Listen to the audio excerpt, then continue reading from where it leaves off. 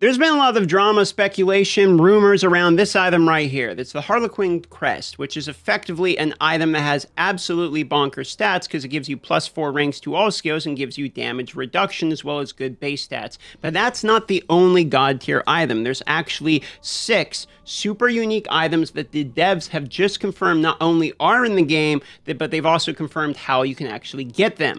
Now, this comes directly from the lead class designer over there at Blizzard Entertainment, and what he has to say is, hello, let's clear up some details regarding the rarest unique items in Diablo 4. 1, they can drop from level 85 plus enemies. 2, you get them anywhere you can get a regular unique, and they always drop at 820 item power level. We currently have 6 total of these items in the game, and they are really rare. Now, what he means by 6 of them is there are 6 different unique items that are extremely rare that you can acquire. There is the Doombringer, which gives you good base stats, but it also is going to give you an AoE that does shadow damage as well as reduces the damage from enemies around you. There's the Grandfather, which is sort of a raw damage type of item. It gives you percentage damage, it gives you critical strike damage, but other than that, the properties on this item can actually roll higher than other normal items, so you have a very high damage item weapon.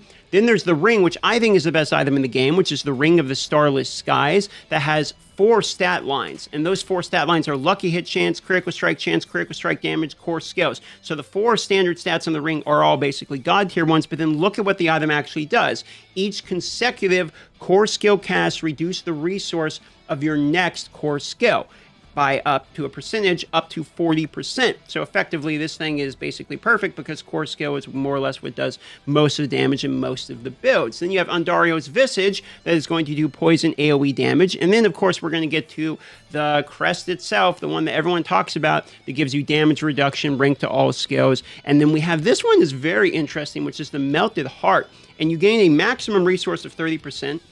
In addition, when you take damage, you actually drain your resource for every 1% of the life you would have lost instead of draining effectively your life, kind of giving you a secondary health pool and making you very tanky.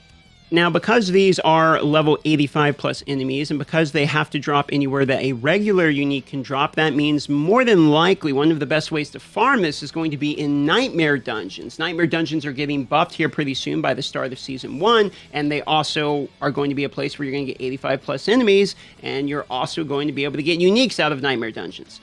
Now, there's definitely been some takes on this. For instance, people are saying they don't like the fact that they're ultra rare and they wish they could get their hands on them, etc. I've seen some other good takes that say things like, well, seasons are going to be very difficult to acquire these, considering seasons are only a few months long, and it's so rare to the point that the player base is literally wondering if they're in the game at all. So how do you plan to deal with that, basically?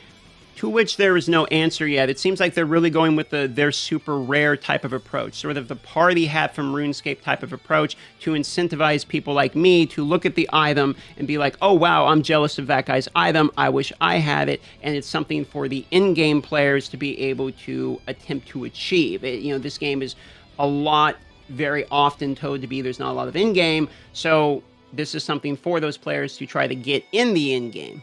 I'll admit the comment section does seem to be fairly divided on this. There's a lot of people that are saying the best uniques on D2 were the same way and that this is following the same pattern, but I'm also seeing plenty of people mention good things like how are you supposed to do this during the seasons and that this isn't exactly an exciting thing to think that like one person that we're aware of at the moment even has one of these.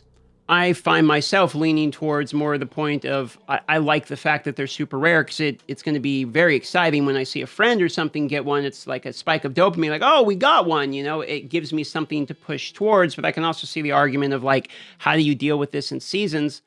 I don't have the answer to that, but what I do have the answer to is how do you actually get them? So level 85 plus, they're currently actively in the game. There's no conspiracy theories like you have to be Uber Lilith or anything. It's just anywhere your unique can drop. Level 85 plus enemies, go and find them. It's pretty much that simple. If you do get one, consider posting a screenshot in the Discord and share your achievement, which will be down in the pinned comment.